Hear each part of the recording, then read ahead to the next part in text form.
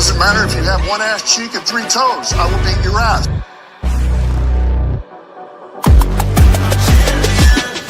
This ain't no regular thing. I came for the ring, you know what I mean. I shoot my shot and it's clean. This for my city, yeah, this for my team. If you talking, it's how to be nice. I play with all of my life. You see my name in the lights. Better get right, champion. The game is in trouble, I've been in my depth for the piece of the puzzle, I got it for real. Still keep me going, I wake up and hustle, you won't see me buckle, I've been in the field. Man of the town, you been in your fields, I'm adjusting this crown. Call me your majesty, either that or your tragedy, we shutting everything down. I've been hot like somebody put a candle on them. Off top, I don't really stand opponents, this mine. The moment is, run out and start a bunch of pandemonium. More game, I got some, the skill is bar one, y'all done, the game in the coffin. Referee screen, rest in peace, and think twice if you next to me, it's West. This is a Huddle Sports Network broadcast. You can find us on Roku TV, Amazon Fire TV, Facebook, and of course YouTube. Get all your NFL news here first. Good afternoon. Thank you for joining us on One Ass Cheek and Three Toes. I'm your host, B. Strilla, the Thriller, and I got the Mad Yinser next to me and Nate the Great, as usual. How are you fellas doing today on this Tuesday? Good, man. Peachy. How you doing? 2 for Tuesday. It's Taco Tuesday. Oh shit! I guess. Well, I had tacos all weekend, man. So I'm taking a break today. Oh, you had what? I'm Mexican. I eat tacos all the time, so I'm good. I had tacos. I'm only Mexican when I eat tacos. Tacos were invented for anybody that's not Mexican. Because y'all think that's the best shit. I'm Italian. That's close to Mexican. Yeah. Y'all think that's the best shit since sliced bread, and Mexicans are like, we eat that shit all the time. So right. It gets old. It's kind of like Italians and pizza, and pizza's not even pizza's an American thing. It's really not. It was made in Italy, but Italy pizza. I mean, Italian pizza and American pizza are two different things. It was originated in Italy. Make pizza now. But we eat pizza like we drink water, man. You know, that's how Sunday goes. But we like stuffed shells. Pizza is a complete food. It should be a food group. And the best Italian food, manicotti. Manicotti, what? Manicotti or lasagna. Or lasagna, yeah. Lasagna. Take lasagna. All right, so let's get into some news before we get into some NBA late news. The NFL rule changed the OT rules. Didn't change them the time frame, but now both teams get a chance to score. They should have been did this. Well, yeah, this is true. They should. It's not like it's been used but one time, and the only reason why that happened was the Buffalo Kansas City game a couple years ago in the AFC Championship.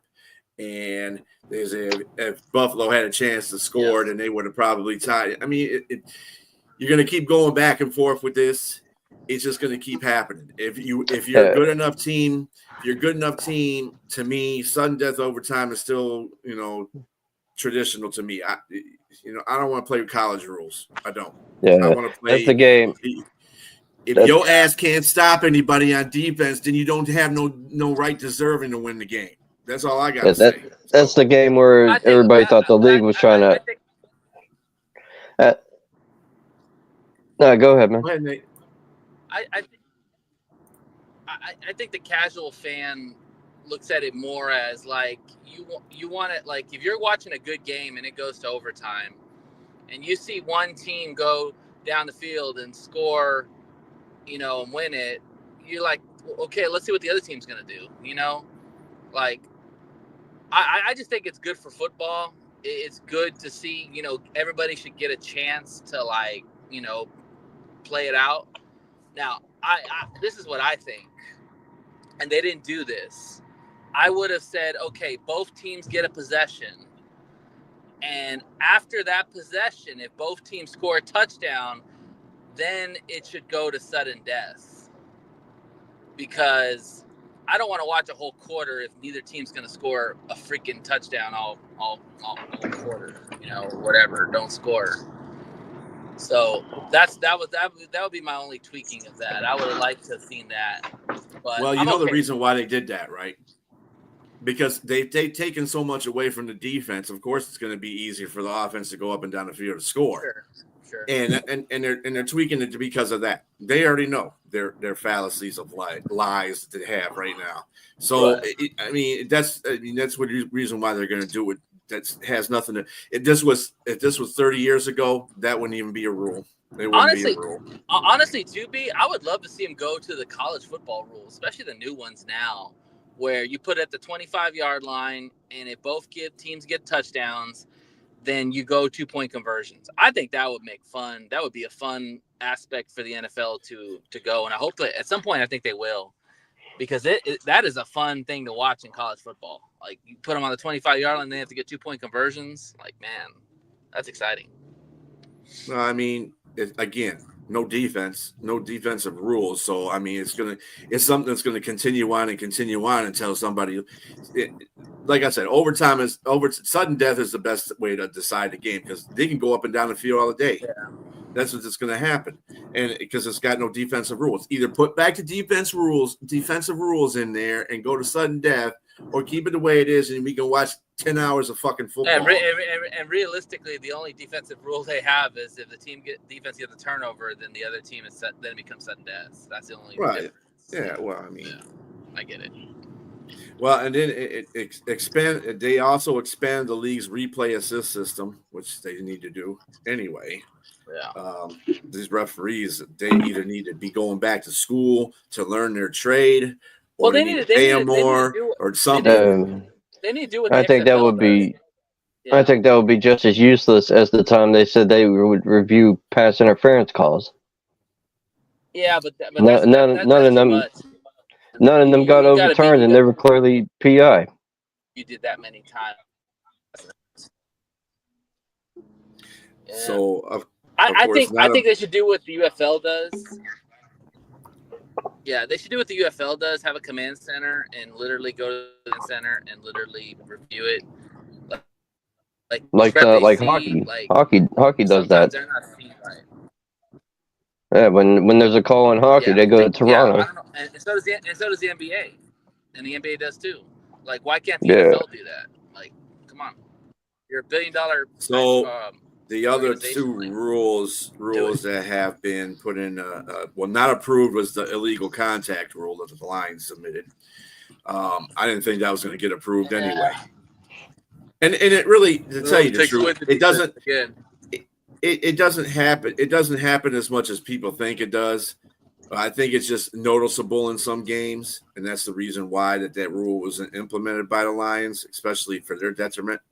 The Lions' proposal for playoff realignment was pushed back, as well as the tush push was pushed back. Isn't that something? Pushback. What does that mean?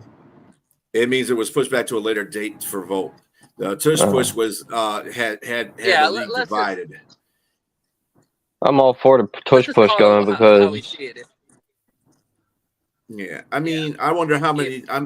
I guarantee you, and Nate, you're not gonna like this when I say this. I guarantee you, Lions are not one of them that are against the tush push. Dan already. Dan said it already. Stop it. The Bills are against. The Bills and the Packers are against it, right? I know there are two teams for sure. Initiated the rule, the pushback on the rule. So, But here's the thing. I made fun of Nate earlier. Well, I didn't make fun of him, but I joshed Nate a little bit because he don't like the whackers. I was like, oh, so you're signing with the crybaby ass whackers, huh? He was like, right. Yeah, I got you this time. You got him. But here's the reality. Here's the reality: is if it's a draw and half the NFL doesn't want to do it, they're gonna ban it. I almost guarantee you it's gonna happen. Like, I will put some money on it that it's gonna be banned, because if they were okay with it, this would have been denied and we would have moved on. But the fact is that they have to table this because it's basically a divide between one half of the room and the other half of the room. they're going to ban this because that's enough support of wanting to get rid of it and not wanting to go forward with it. And Stars put a roll in too. Yeah. But you know what's going to happen, okay, with this tush push rule. What's going to happen? It's going to be a trickle down effect. So what are they going to really? I mean, what is the rule they're going to set not to have a tush push? Because every game there's somebody pushing a running back somewhere or pushing a player somewhere. So is it going to be extensive to the quarterback? Is it going to be extensive to any players? Because what they could do essentially, what the Eagles can do essentially is snap the ball to Saquon. He's not a quarterback; he's a running back. And we've seen that. We've seen do it to his direct snap. Yeah, we've seen you know what? snaps. So that's if they keep it. It's if not they going to keep change it, unless they totally change the rule. And well, I think there's not going to be any pushes of any kind because then that'll be a penalty. I think that's why they're tabling it, man, because they're going to re-look at it and tweak it to where you can't push the person in front of you. And I think that's going to become a point of emphasis going forward in the season where, you know, they're going to look at people getting pushed into the end zone and you can't do that. I think they're going to outrule that.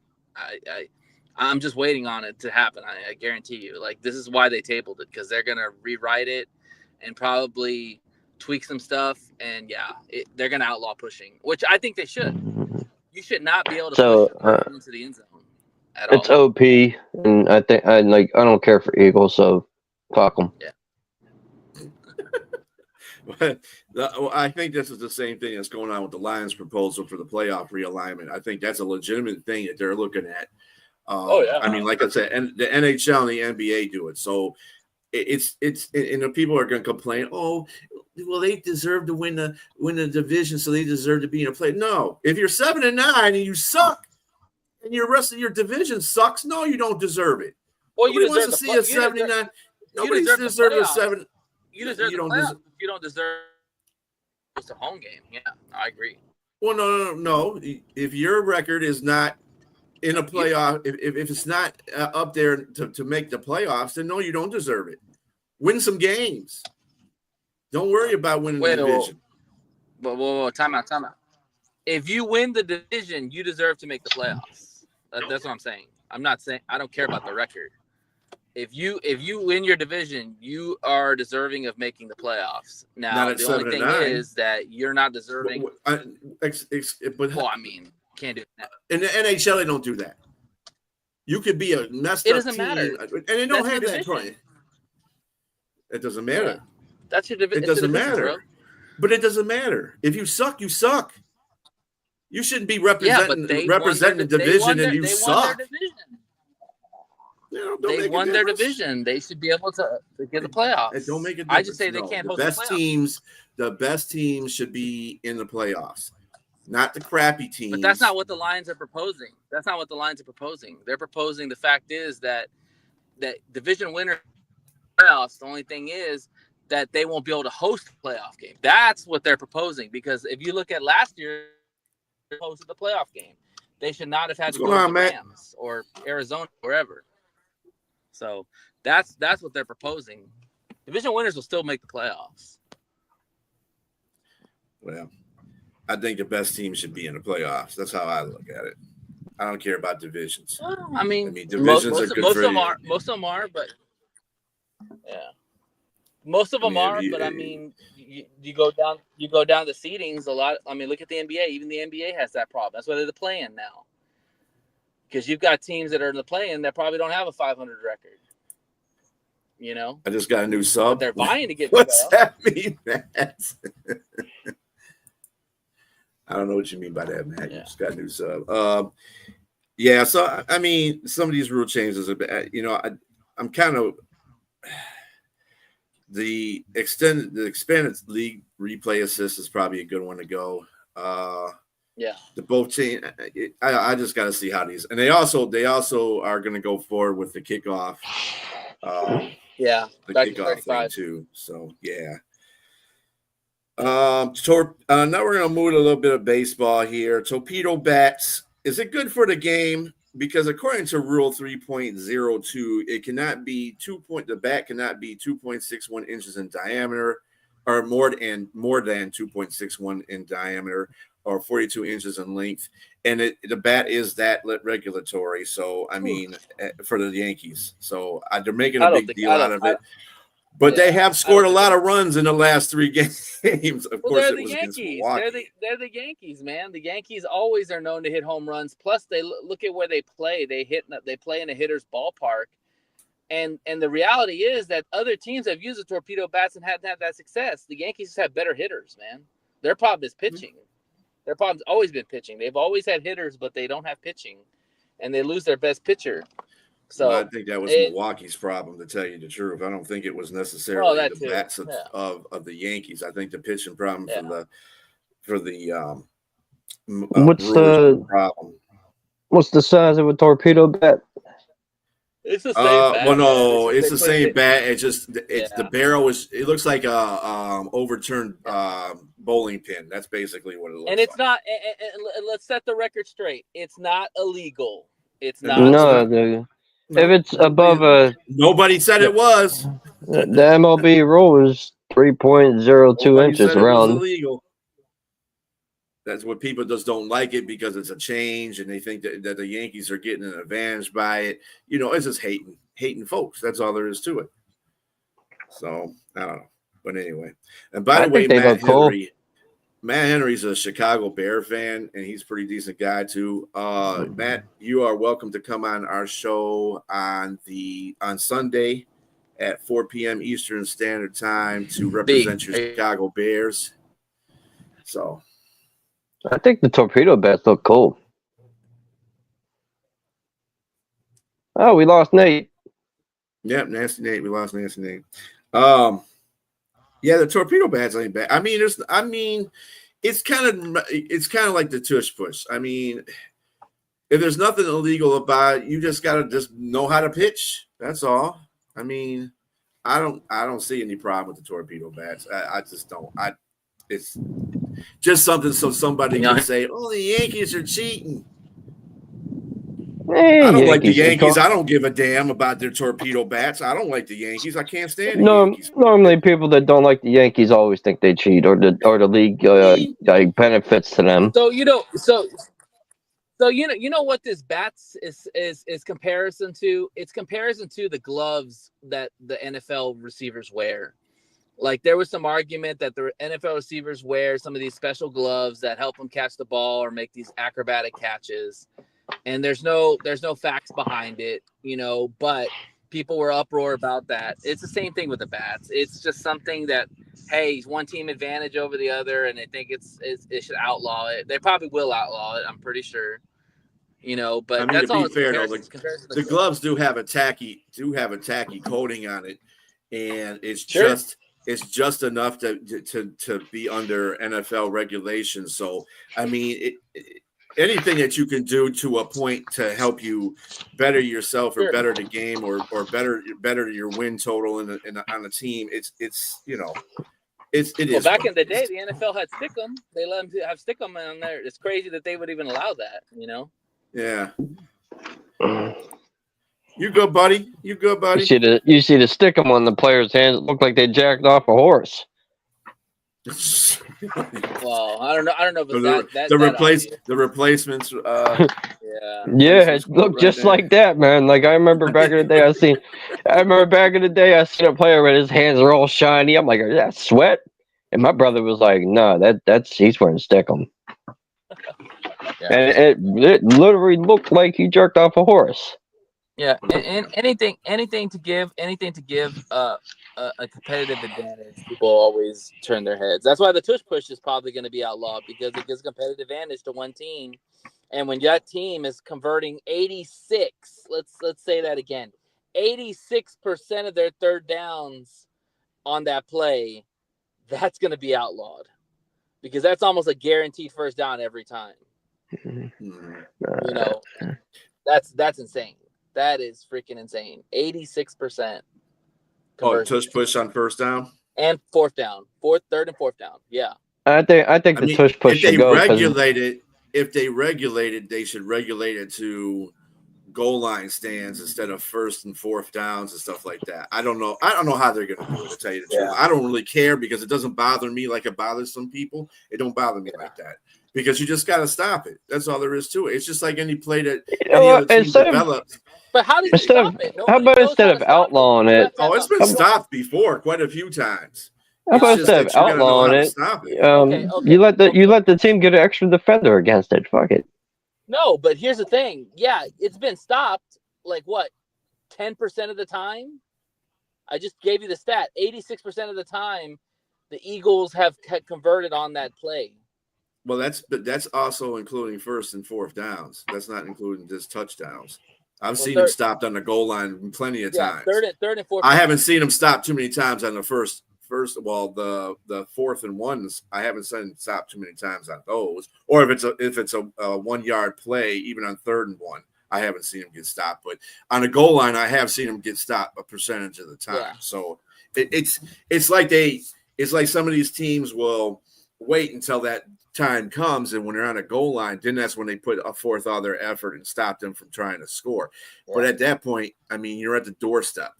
You can do anything, and I've seen Philadelphia kind of get out of that play too. They'll fake like they're doing a tush push, and then they'll just run it to the outside. It's kind of like when the team knows you're going to run and you pass. Yeah. I mean, they're gonna farm some kind of.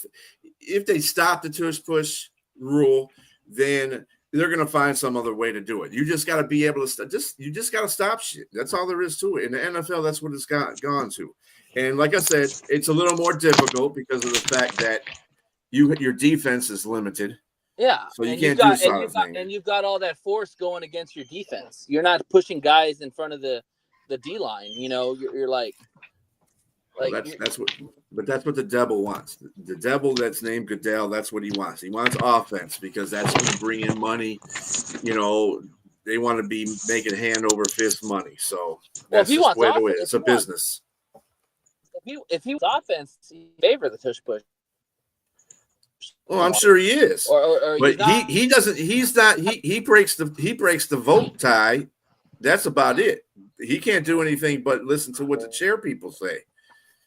But so you know really what this comes down to is it's betting, because they were talking about this earlier, that the fact is if you have a play that's 80% effective, 86% effective, your overs and your covers are all going to be screwed as far as people betting, because people are going on those favor bets and all that stuff too, you know, and that's the bottom line, is that going to favor Vegas or is that going to favor the gambler? You know, that's always one of those things. And who introduced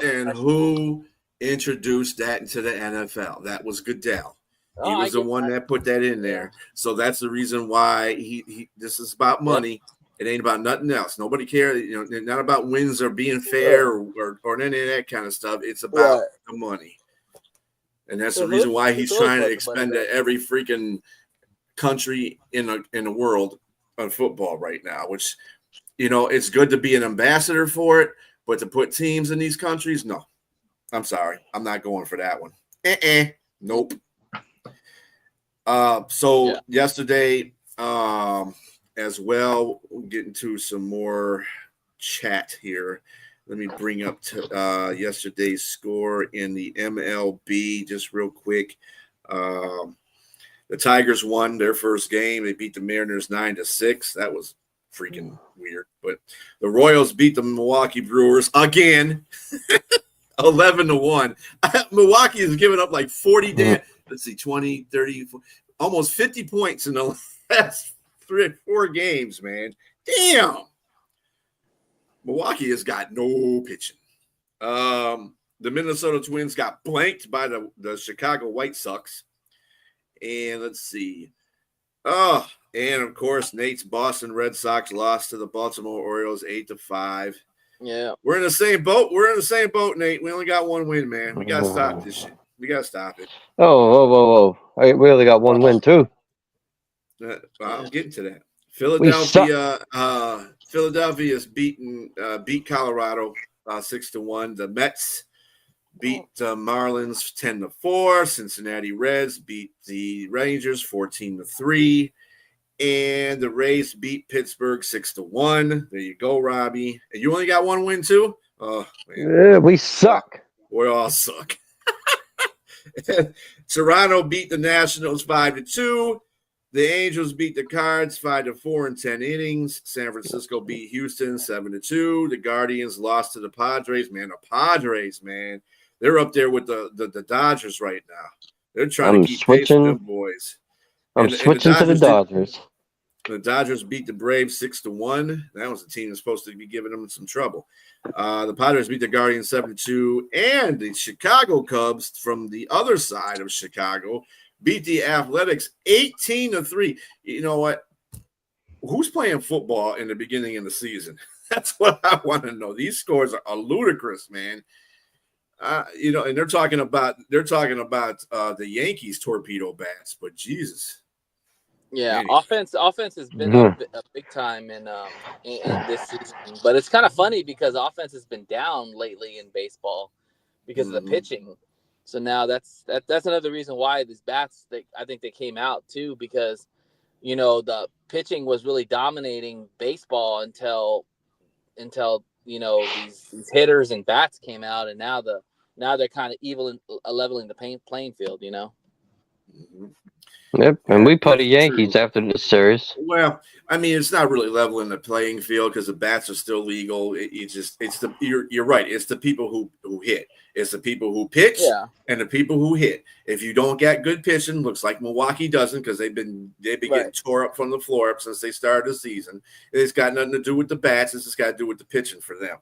And the Yankees just took advantage of it. They're good. They're a good hitting team. But you also did say, like, any kind of competitive advantage you give an offensive player, they're gonna benefit from, and that's my point. Is that, like, with these new bats and this year the offense is just going crazy with their bats. It's like adding fuel to the fire that was already gonna start the season. And it's really got. And to be fair, like. Go ahead. And to be fair, like, the season is always fitting the offense than the defense. Just like in football, the offenses all look great in the first couple of games, and the defense takes a little time to adjust to it. So it could be one of those things too, where the pitching hasn't just really looked good because it's early. You don't know these guys. You don't know what their tendencies are, unless you're like an elite pitcher who doesn't really matter. But there's a lot of new young pitchers. Look at Job. Job's a young pitcher. That was his third start. The Stars voted against the tush push too. Oh, they did? Yep. Well, you are getting Aaron Rodgers, so there's that. It's all good. It's all good, Robbie. You guys will be all right. You guys will be all right. I'm surprised they we'll be fun. You know what? I'm gonna stop being negative. I'm gonna be more positive towards Aaron Rodgers. Stop being negative. Nate, I got a comment for that one. We were talking about earlier about the Lions fans having, criticized Brad Holmes for not making moves. The thing that you got to remember about certain things, not you in general, but the fans in general have to realize is that the Lions were 12-5 the year before and 15-2 this year. Right. Do they actually have to really make changes on changes? No. They won a division last year. They swept the division. Everybody should be. This is the reason why Chicago and Minnesota have done what they've done in the offseason, because they're trying to compete with Detroit. Exactly. Green Bay, on the other hand, is too arrogant to do anything because I don't understand their situation. They don't have a plan. They should. They don't know. They don't. They need to. They need to. Teams in a division need to strive to beat to beat the team that's been winning the division. Like Pittsburgh needs to strive to be beating Baltimore.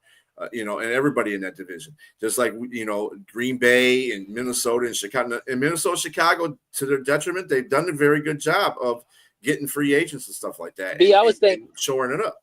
I was thinking about this. You bring up a great point. The last 2 years, because there's been some naysayers out there that say, "Oh, Brad Holmes' last draft was ass."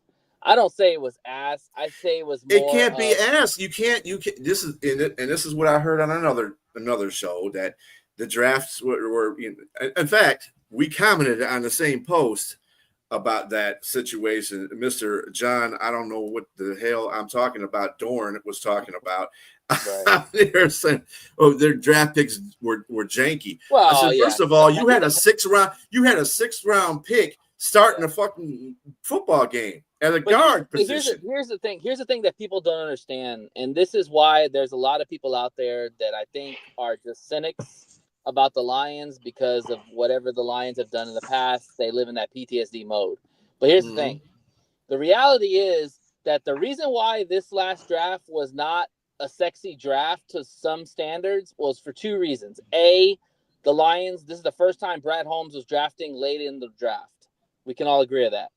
Usually he drafts around the middle to the top. So this was the first time he was drafting on the bottom. We all expected it was going to be harder to find gold at the bottom of the draft. Second of all, going into that draft, they didn't have a lot of needs.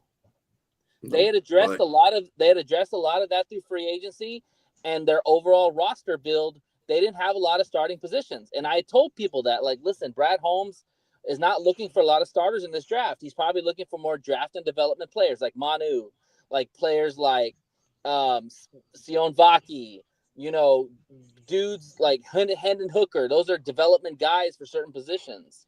I see the same thing for this draft. It's not going to be a sexy thing because the fact is that we don't have a lot of spots that are up for grabs. We have maybe a guard position and an in position. That's it. Other than that, we have our starters. So now you're talking about drafting depth and drafting players that you're going to develop. So Lion fan needs to understand that we're no longer in the acquisition phase of acquiring talent. We're more in the acquisition phase of drafting and developing.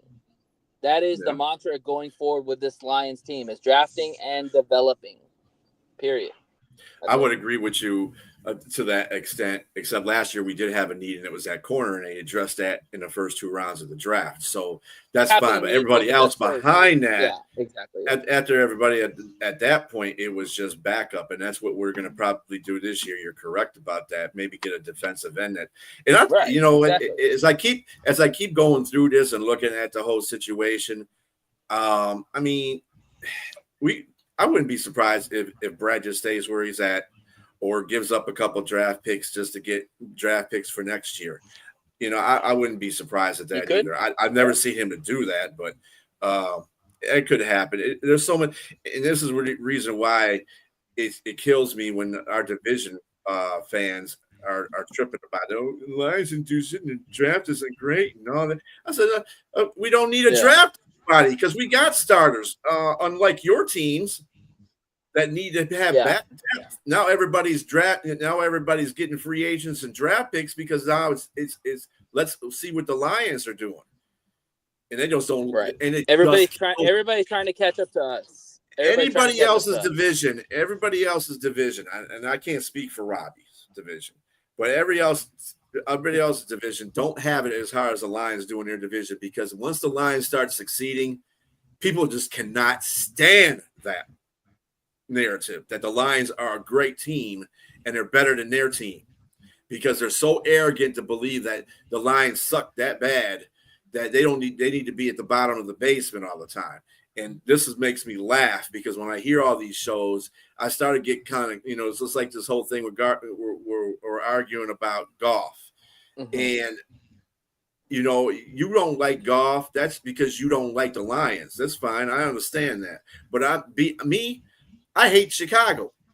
I hate Chicago. But at the same time, if they do something good or they do something that's relevant, you'll give them their flowers. I'm going to give them their flowers, right? And I can't stand Chicago. So I'm telling you, if like I said last year about Chicago, I said Caleb Williams might not be the best quarterback out of the draft, but if he had an offensive line, they got enough offensive weapons, they could do something, but they didn't do anything to adjust the offensive line. And that's the reason why the Chicago landed where they were at, because he was on his back most of the time. And Yeah, and there's a cliche that I wish I remember exactly what it is, but I'm going to kind of fumble it. But basically, it's like losers worry about who's at the top. Winners look forward. Right. Like, and when you're Minnesota, you're Green Bay, and you're Chicago, right now, I'm sorry, you're losing. You're losing to the Lions. You got swept last year. Dan Campbell has a winning record over everybody in the North. You're losing to the Lions. So that's why you're all butthurt. That's why your team is having to scramble and spend a lot of money on players that aren't on your team because they know that the Lions aren't going anywhere. You know, Brad Holmes is still going to be drafting well. Dan is still going to be the leader that everybody loves, and this team is full of fucking talent. Like, and that's the reality is all our people in our division, and I'll say it to their face when we do our debate. Y'all are losers. Y'all are talking like losers. You know, and the reality is we used to be the loser, right? We used to be the one that were always, oh, what are the Bears doing? Oh, what are the Vikings doing? Well, we got somebody that had a brain and knew how to develop a team and a coach that knew how to be a leader and get the talent that we needed. That loser talk stopped and we started winning. Like Dan said himself, you have to install winning culture in a losing team. And that's exactly what they did. They showed them how to become winners, and now we're winners. And now the losers are the other teams, and they're the ones that are catching up to us. And just to shout out the viewers that are watching us from YouTube, our YouTube page. Thanks a lot for watching and tuning in. Share, like, subscribe if you wish. Yes, please. We're going to go to something that Robbie kind of is not interested in because he don't have a basketball team. Oh, shit. Poor Robbie. Hey, I'm a Bulls fan. Okay, you can be a Bulls fan. They got their ass kicked yesterday, but anyway, we suck. Isaiah. No, actually, you don't. Isaiah Stewart was suspended 2 games, along with Dante DiVincenzo and Ron Holland, Naz Reid, and Marcus Sasser all got 1 game suspensions for their part in the melee in Minnesota. I think that Isaiah got suspended 2 games because it was for 2 balls that he grabbed. I just had to put that in there. That was kind of his reputation. Well, it was also his reputation too. I was being funny. Nate. Got him 2 games. I was being funny, Nate. It was a joke. Anyway. Well, he might have grabbed the balls. Yeah, that could have been something too, for sure. Right. But anyway, yeah, so that kind of down, you know, and this is what I said about the Pistons. Don't do that kind of stuff. I mean, it's late in the season. You already got Cade and Tobias out. Don't do anything that's going to put some of the other team out because Ron Hollins is playing great. Sasser was playing great. Isaiah Stewart was playing great. Now you got to go to at least 1 to 2 games without all of them on the floor. So it's going to be a difficult time for the Pistons to win games because unless they bring K back and Tobias as well again, because you can't just how many wins? Hardaway. How many wins are they? How many wins are they separated from the 5th and 6th seed? Because that matters. Like. When you talk about playing the Knicks or playing the Pacers. Well, we're 2 games from the Pacers right now. The Pacers won last night. So, so they're ahead of us by 2 games. We play tonight. I think we don't play tonight. We played last night. Did we play last night? I don't think. Oh, we don't play until April the 2nd. Okay, we played the Thunder. Oh, that's going to be great. I'm saying. So, like, yeah, you got to keep that. It's a bad time to do. Yeah, it was bad. It was a bad time to be trying to be, you know, your rendition of the Bad Boys. You can't be doing that when you're trying to fight for playoff spots. Right. I mean, maybe they don't care. Maybe they feel, hey, you know, we can be anywhere and just go from that point. I mean, I think they much rather face the Pacers than the Knicks right now. I would say that. What, the Pistons? Yeah. Why would you say that? Because the Knicks got more star power than the Pacers do. Pacers got Halliburton. Knicks got. I think the Pistons can beat the Knicks just as much as they can beat the Pacers. I mean, they could, but what I'm saying is when you look at matchups, Karl Anthony Towns, Jalen Brunson, OG Anunoby. And to tell you the truth, Nate, they probably don't care who they play as long as it's kind of like they got that Lions mentality. We don't care who they play, you know. But I'm just saying it's a better matchup with the Pacers. Maybe not. Anyway, speaking of that, Indiana Pacers had beat Sacramento Kings last night, 111-109. So that gave them that one up on there. Miami Heat, they've been playing. They're trying to get out of that last spot, but they beat the Washington Wizards 120-94. I don't know about them, but anyway, they traded their best player away. What do you expect? Yeah, the Clippers beat Orlando Magic 96-87. Charlotte beat the Utah Jazz 110-106. Boston beat the Memphis Grizzlies 117-103. They're going on. The Memphis Grizzlies are going on just like a tangent of just spiraling down here. Ever since that they lost Taylor Jenkins being fired, which is a surprise. I mean, you got how many games left in the season? You fire your head coach. What kind of dumb shit is that? But I guess whatever. It had more to do with John Moran. John Moran really pushed the buck for him to get out. Yeah, well, and you see what's happening. They're still losing, so what's the point? Yeah. And, unless you can coach a team, dude, then don't be bothering other folks. I'm sorry if you don't like his coaching, then get traded or just play the game. Stop. This is what I hate about players running shit all the time. Stop doing that. Let the coaches be coaches. If you don't like what they're doing, you can pull them to the side and say, Coach, hey, we're grown-ass men here. I don't like the way that you're coaching this particular way. Can you do it this way? And you come to an impasse. You know what I'm saying? Just don't sit there and throw him under the bus, and then he gets fired. That's why. And your team is not better than it was when you got fired. So that's why NBA coaches don't matter in the NBA, because when you have star players that are making more money than you're making, do you really have a voice? Well, you got to have some kind of voice that's paying you for something, even if it is tax money. You're still getting paid. They're a puppet. They're a puppet. They're a puppet. Well, that may be true for the Lakers, but I'm not sure every team has that concept. Regardless, I mean, you want to. You think you're going to tell Phil Jackson some shit? I mean, you're going to tell Popovich something? No, you're not going to do that to those coaches. Hell no. Them coaches tell you to get the fuck out. Well, no, but those coaches aren't in the NBA anymore. What? I mean, I'm just saying. The problem is with the problem is with the coaches nowadays is they want to be friends and they want to be player coaches, and you can't do one or the other. You have to either be the coach or you're trying to be a friend. And I think that's the problem with the NBA coaches. They're trying to be all friends and buddies. They're not trying to be coaches. Yeah. It's a new NBA. Anyway, the Oklahoma. I can't talk today for some reason. Oklahoma. I must need tacos. The Oklahoma Thunder. Speaking of Robbie's Chicago Bulls, they were playing really good. They were playing some good ball, but they ran to the Oklahoma Thunder, and the Oklahoma Thunder just destroyed them last night, 145-117. This is telling me that Oklahoma Thunder ain't messing around. I think they are the team to beat to get to the NBA championship. I think they're the team to beat. I mean, they took out a hot Chicago Bull team.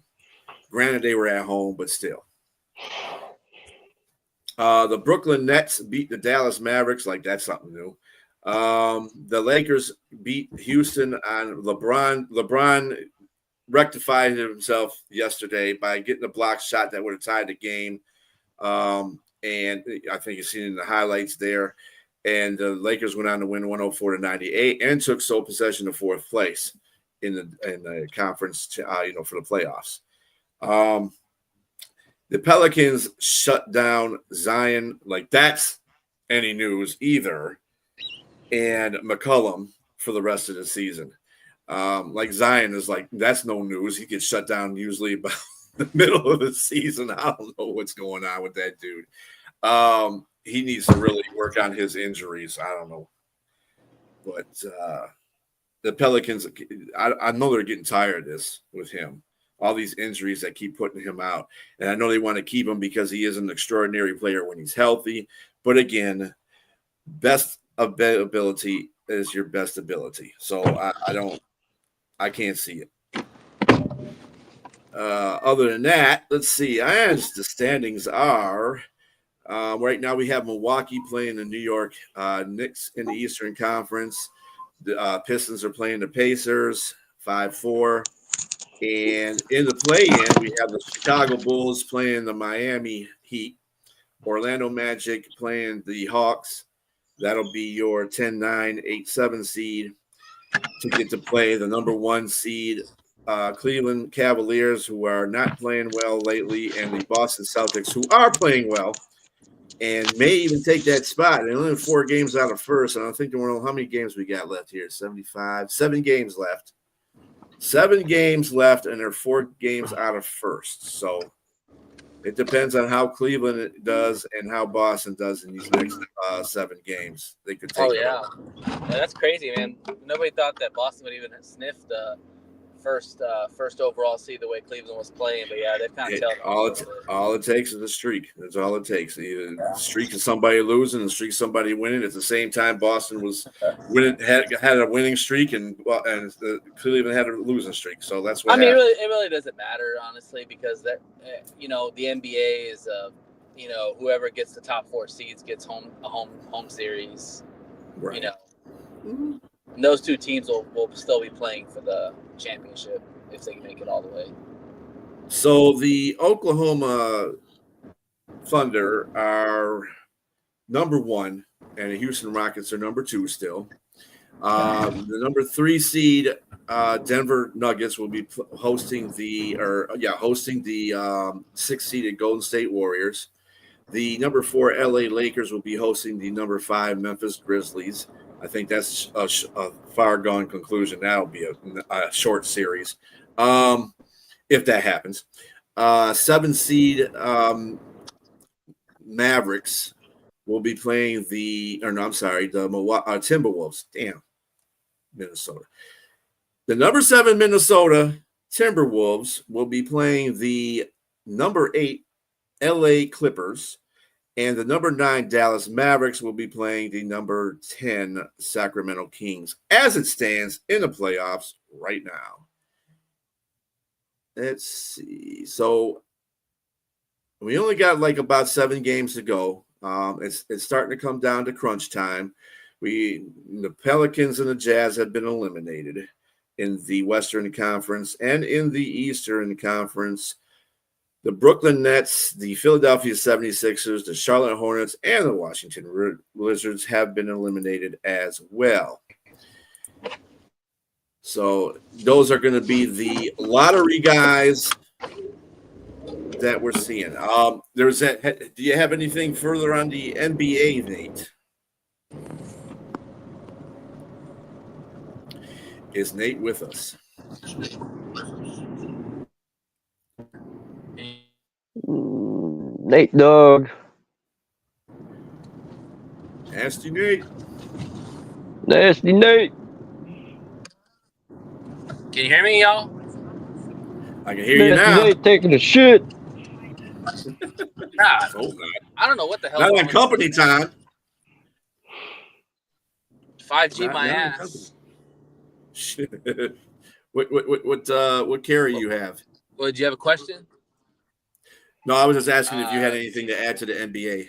You got T-Mobile, yeah. Well, there you go. Anyway, I mean, there's some good matchups. I mean, I know you hate this. I hate what I'm gonna say, but I'm gonna say it anyways. The NBA, when you get to the playoffs, it's about your star players. That's where they come out and ball out. They're either gonna play like they played in the regular season, or they're going to take another step forward like a Cade Cunningham, and they're going to really put themselves on the map. Like, it's about who your best players are. Best players win NBA series. Like, we talk about all the good teams. Shea Gilgeous for Oklahoma City. Boston, Jason Tatum, Jaylen Brown. Lakers, LeBron, Luka Doncic. The Knicks, Karl Anthony Towns, Jalen Brunson. Their names more than the team. That's what I'm trying to say. Yeah, that's a will see situation.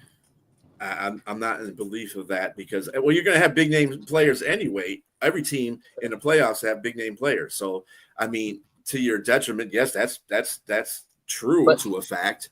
But every team has star players. It's what stars. It's whatever stars show up.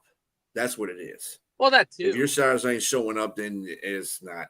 Well, I mean that is true, but also too, do you have that other guy outside of your star?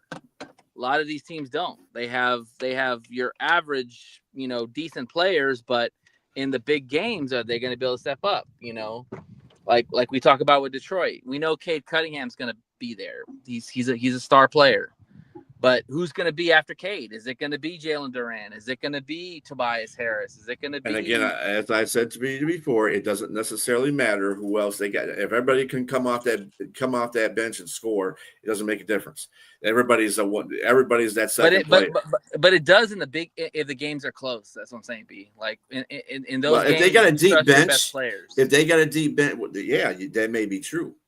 Yeah. But also, you got to trust your bench. If your bench can score, you can forget about it. It doesn't make a difference. That's what I'm saying. Star power is good if the stars work. If the stars don't come out there and play like stars, or they're having a rough afternoon because somebody other stars are locking them down, or whatever the case may be, they have to go to other folks. Now, if you have a deep bench, doesn't make a difference who your second star is. Well, it's who you trust. It's who you trust in the big moments. That's I guess what I'm trying to say. Is like who, and that's the fortunate thing about the Pistons. They don't have anybody you can trust right now because they haven't played any playoff games. Yeah, so exactly. The bigger staff trusts everybody. Then, so that's what I'm saying. That's who you trust, everybody, because you're all a team. It's like the Lions. I hate to keep going back to football references, but it's all who you trust. If the Lions trust players to play, not everybody on the Lions is a star. Right. I mean, come on now. Yeah, but we've also agreed that in NFL is now more of the team sport, towards the NBA. I think it's more about individuals. NFL's always been a team sport, right? But Ultimate team sport. Jordan. I mean, we can go into the case of Jordan. Jordan was scoring 60, 50 points a game and still couldn't win a championship or get in the playoffs or stay in the playoffs. So he had to get another guy on there, and he got actually 2 or 3 guys. So I mean, it does take more than one person to win. The Pistons of the 2004, the 89, and the 89 and the 91 Pistons were evidence of that. You play as a team; those are team wins. Those are team game. Teams that have won as playing as teams, not as playing as individuals. And star power. The Lakers got their ass kicked by the Pistons 4-1, and they had star power. Talked about that. So I mean, it's talked about that. That was the anomaly. It's not an anomaly. It happens more than you think it does. And it was, because you don't see that happen all the time. You see it happen plenty. You just don't notice it as much. It's star players versus star players. Bird and his Celtics going against Magic and the Lakers all the time. It's just what it is. It's not necessarily a star thing or anything really. It's whoever the hottest team is coming in there. Whoever's the most consistent team coming in there. You can go in there and win like a Pistons team, or you can go in there and win like a Lakers team, or you can go in there and win like a Boston team. It doesn't make a difference if you're shooting and you're doing well. It's kind of like the NCAA tournament. You got your stars there too. Well, you know what I'm saying? I think Duke is Duke is got Flag. So Flag is considered the best team, but he's got another teammate that steps up that wins too. But Duke is the most consistent team in out of the Final Four right now. I don't trust Auburn to win it. It's also because of the players they have going forward too. Like Flag's going to be a pro, Proctor's going to be a pro, Knippel's going to be a pro. That guy, I can't get his name, Mishak or whatever, he's going to be a pro. Like they got an NBA roster. Put it that way. What's up, broski? Hey man, I need your information so I can get you on Sunday, bro. I tried to put it in the other chat, but yeah, Nice to see you, man. It's Bear Day up in here. You got Matt Henry came in here, and then Broski Bear came in here. What's going on? I didn't even see my boy Brent today. Hey, y'all Brent don't be hiding. Busy.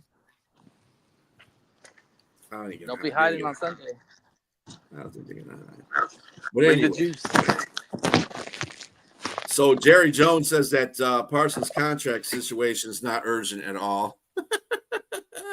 See, this is the problem with Dallas is Jerry Jones. When you tell somebody that one of your star players is not an urgent situation, you're just telling the star player, you ain't worth my time. Or it could be smoke. It could be smoke. He did this last year too. Well, he paid everybody late last year. It's like he didn't want to pay him at all. But now he had to pay more money because he waited all the way until the end of the damn, end of the offseason to pay everybody. The problem is that why he said that is because Micah Parsons said he wanted to make $200 million a year. Like, that's insane. Considering the fact that he deserves that being on their team. Yeah, and the fact is that they don't want to tie up their whole cap with 3 players. That's why they're pausing it. They're like, oh, we need to go back to the drawing board and figure something out.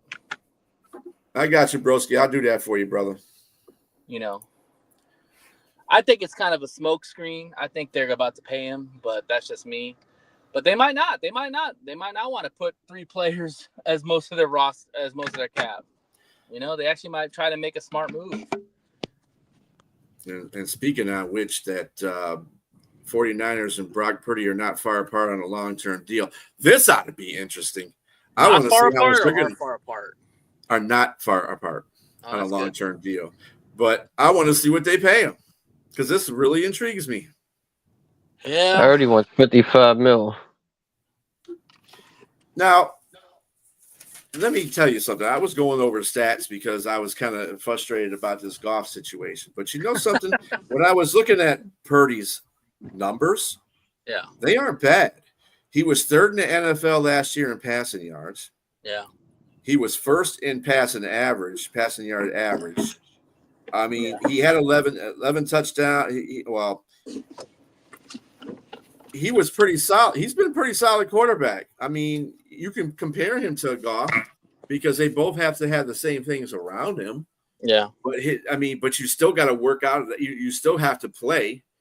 And just because you have people around you, you still got to get the ball to people. So, I think Goff's more talented than Purdy is, but Purdy's only been in the league for 2 years. But I tell you what, Purdy has more yards than in the same amount of time as Jordan Love does. Yeah. So I mean, that in a nutshell, right there, buddy. I think the knock on Purdy has pretty much been like, can he win those big games for you? I mean, we don't know. He shows he has not. He should know. He showed he has not. He went to Minnesota. Minnesota's beat him twice since both times he's went to Minnesota. Yeah. He's lost because they didn't have somebody that they needed that was integral on that offense, and he couldn't make anything happen. Yeah. So he didn't play well in the Super Bowl against the Chiefs either. I mean, it came down to overtime, but I mean, he played well enough to do that. But I mean, people can say the same thing about golf, and I ain't gonna get into that because whatever. But any last thoughts there? Robbie, I'm gonna give you a little chance to say some things because we only got 2 minutes left. And what's your take on anything right now? Sports, football. Take on anything sports? Well, I don't have nothing to say about the Pirates. They are the Pirates. Hopefully they wake up and start realizing they got to build around Paul Skeens, get some offense going, because if they don't, he's going to be traded to probably the Dodgers or the Yankees in 2 years. Or Red Sox. That's that hope, man. 162 games, man. We got to play 162, so it's just the beginning. Yeah. But I've been saying this for the past 18 years. And anyway, I'm looking forward to the draft. I can't wait to the draft. 25 days till the draft. I can't wait to the draft. That's like Christmas Eve for football fans. Do you think that the attendance is going to even be close to what was in Detroit? Nope. Wackerland? Where they at? Detroit's a bigger city than Green Bay. I mean, that's This fair. is true. Right? However, Lambeau is supposed to be the bigger football town. True. So, and I can't wait till next year. I can't wait till the draft next year. It's in Pittsburgh. As much as the Packer fans were talking about, oh yeah, we're gonna have. It's in Pittsburgh Detroit. next year. It's in Pittsburgh next year. I'm thinking about going to Pittsburgh next year for that one. 26. I'll be there. It's in Pittsburgh next year. Pittsburgh, y'all. Pittsburgh. Get it right. Anyway, thank you for joining us, Matt Henry and Broski Bear. Thank you for watching and dropping comments, and everybody else that was watching on the stream. Have a great afternoon. See you tomorrow at 2 p.m. This is One Ass Cheek, Three Toes, Bristrilla, Nate the Great, and the Mad Yinser saying adieu for now. Stay classy, Pittsburgh. Arrivederci.